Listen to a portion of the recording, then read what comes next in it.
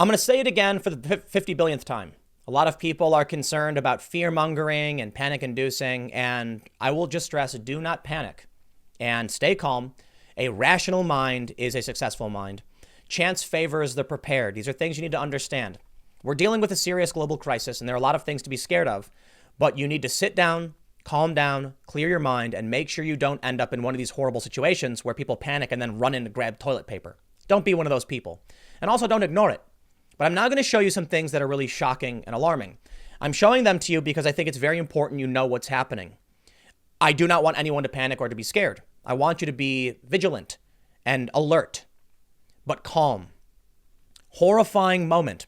Man gasps and collapses in New York subway, sparking panic amid coronavirus outbreak.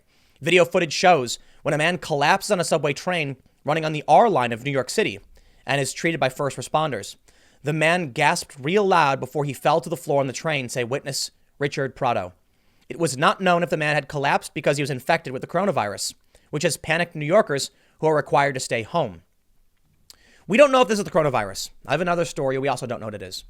But I'm going to defer to Occam's razor. The simple solution tends to be the correct one. We've seen videos emerge from China, from Iran, from many other places, even New York, where people have collapsed. Now, when it comes to China and Iran, these were people at the hospital amid the coronavirus outbreak. So naturally, people are assuming it is the coronavirus. But I'm going to be fair. It could just be that we're focusing on this. We're dealing with a respiratory illness. So when we see people pass out, we say that must be coronavirus. It might not be. People could pass out for a lot of reasons. But I think the simple solution, a novel virus, a global pandemic, it infects the respiratory system, which could lead to passing out. And I think that tends to be likely, at least.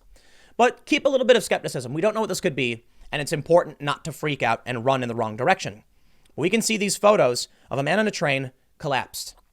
He gasped, and just like many of the other videos we've seen amid the coronavirus outbreak, this is someone who fell to the ground seemingly out of nowhere. That's the story. But I have a more in-depth story that I think should be read. This is a story from, this is the NOLA.com. This is the local news outlet for New Orleans. This 39-year-old New Orleans woman tested for coronavirus. She died before getting her results. They say that her results were delayed. 5 days later, she was dead in her kitchen. Again, we don't know if this is the coronavirus. It could be that she had a brain aneurysm and died. These things happen. But she told her friend that she was feeling sick, that she felt like she had something in her lungs. And he was talking with her like normal. I believe it was her boyfriend. And he went to check on her and he says that she was dead. We don't know if this is the coronavirus. But again, I defer to the simple solution, Occam's razor. Let me read for you the story so we can get a general idea of what's causing people to kind of freak out. NOLA reports on March 10th, Natasha Ott, 39, felt the beginnings of a cold coming on. She had a slight fever. Crescent Care, her employer, had only a handful of tests for the new coronavirus on hand. She initially passed on the chance to take one, after being told she was low risk for the serious disease. When her symptoms didn't shake, she did take the test on Monday. By Thursday, she felt, quote, something in her lungs. She told longtime partner Josh Anderson, but she still felt well enough by then to join Anderson as the pair walked her dog. On Friday, Anderson found Ott dead in her kitchen. Her test results have still not come back.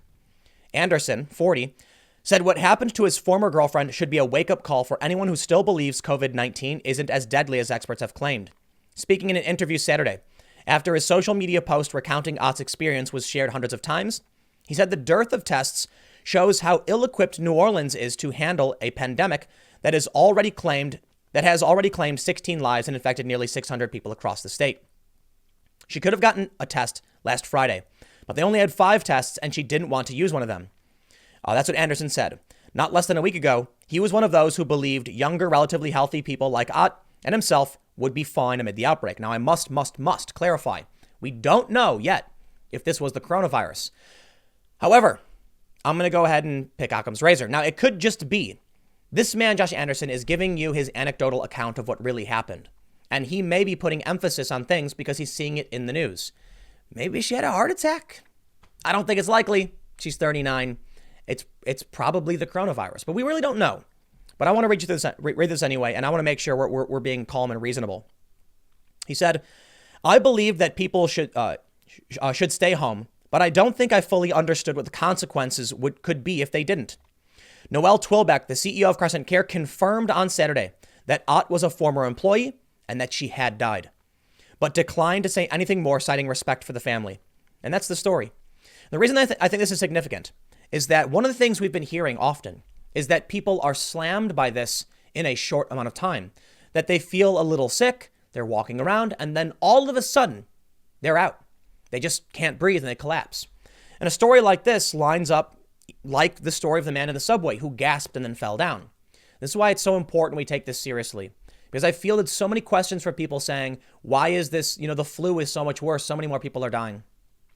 The infection rate, the incubation period, the complication rate, the sudden onset, these are things that or that are much more drastic than the flu.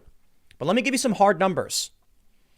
Italy records 793 coronavirus deaths in one day. That's almost 40 per hour? A little bit less. Their last announcement yesterday was 627. That's 26 per hour. The flu averages between 4 and maybe 8 per hour. That's according to the CDC. In the United States, around the world, the numbers are higher. Consider this. A lot of people keep saying that, the flu around the world has done this or that. But there are a lot of countries that don't have the same medical technology we do. To see these kinds of death in Italy is rather staggering. ITV says Italy has recorded 793 new deaths from coronavirus in one day. Despite extensive measures to prevent the disease from spreading, Italy remains the worst affected country in Europe. More than 60% of the latest deaths occurred in the northern region of Lombardy, whose hospitals have been reeling under a staggering caseload that has left intensive care beds hard to find, respirators in dire supply.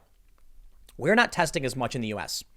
We've recently done a large portion of testing, so we can likely see the numbers in the US spike dramatically.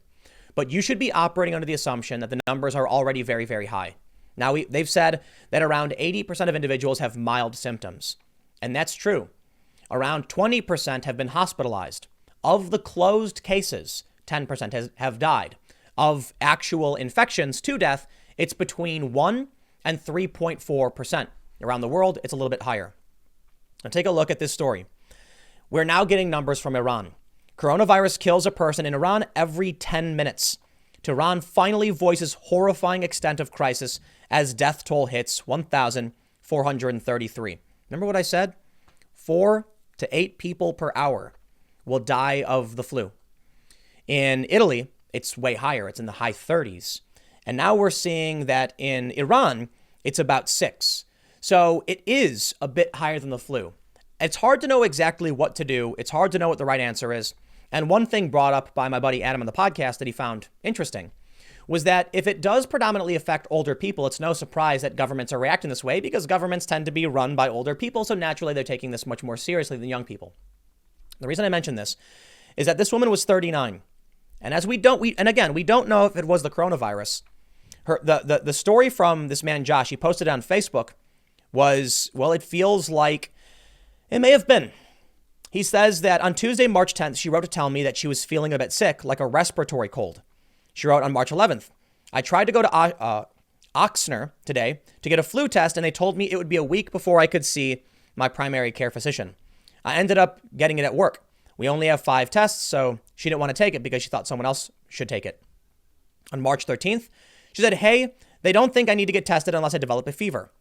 On the 15th, I'm not feeling so hot still. I may be testing at work tomorrow. I'm probably fine. I just tried to drink some medicinal whiskey and feel unwell. I'm okay. I love you. On March 16th, I asked her if I could bring her some pho. That's the Vietnamese soup. And she wrote, nothing, thank you. I'm okay. I don't have an appetite. On the 17th, I asked, how you feeling? And she replied, okay.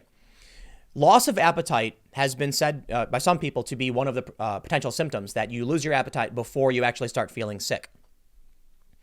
So on the 17th, he said, how you feeling? And she replied, okay. On the 18th, she wrote, I walked Zola and I'm worn out. I just want to drink whiskey. So one of the problems I might add is that she was drinking alcohol while she was sick. Yeah, not a good idea. So she sent me an article about a 25-year-old man that claimed whiskey cured his coronavirus. Yeah, sorry, no excuses. I sympathize, I empathize with the woman's loss, but please, if you're sick, don't drink alcohol. She wrote, I don't want to be sick anymore. I just don't understand why I don't feel much better yet. On the 18th, she said, if you're offering dog walking services, I'd like to place a request. I'm curious if she was feeling worn out because her lung capacity was diminishing. Maybe she wasn't getting enough air. So on the 19th, she wrote, good morning, I love you. And he said, morning sunshine, how you feeling? And then he says, I very much wish I said I love you back. At 6:45, I texted with no reply. I called twice with no reply. I wrote, I'm getting nervous. Just called twice. Text her, call me soon. If I don't hear from you within the hour, I'm coming over to check on you. I got to her house around 8. No one answered the door. I walked to the back of the house and noticed the rear door that opened into her fenced yard was open. She left it open sometimes so Zola could go in and out. That's her dog. I went in the back and found her dead in the kitchen. For those of you not fortunate enough to have known her, know this. It is an immeasurable loss. And seeing a woman I knew so full of life lying on the floor, lifeless, was devastating. I was afraid to touch her. I held her anyway. Her coronavirus test results have still not come back. So I guess I'll leave it there. I'm reading the story. I don't know. I thought it was interesting and I wanted to talk about it. It's really all I can say. To everybody who, I understand that, as we learned from Spider-Man, with great power comes great responsibility. I want to make sure that the information you're getting is fact-based, is verified, and we don't know what this was.